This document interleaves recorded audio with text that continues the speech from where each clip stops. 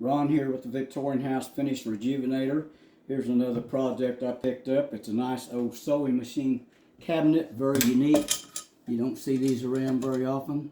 And basically it has pretty much the finish on it, but you can see some scuffs and scratches on the top and all around really if you go to looking at them. We're going to use a Victorian House Finish Rejuvenator on this. Just shake it up. Steel wool. Paint it on a real fine piece of 4/0 steel wool and use that as an applicator. You want to just start spreading that on. Very, very easy to do. You don't have to scrub at all. You are not going to hurt your finish.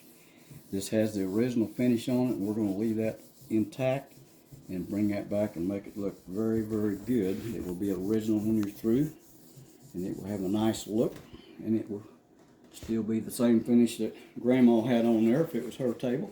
Come back with a absorbent paper towel. Works very well to wipe. You want to wipe everything off that did not go in. You don't want to leave anything wet. As you're doing that, you're wiping away possible buildup. That could be nicotine, could be just general grease, dirt built up over the years. Get a new towel as you need to. You want to wipe this until you get nothing coming off on your towel. It doesn't really take that long, but don't leave it wet. When you're through, you'll have a nice clean shine, and it will not be a wet shine like your dusting oil, so you cannot see it disappear later. This will last for years and years. One easy application. I could do this whole cabinet in less than 30 minutes, and it will be much, much better looking than it is now, and it will stay that way.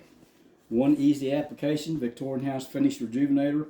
Color doesn't matter. We don't have any stain. It can be dark, light, medium, veneers, inlays, doesn't matter.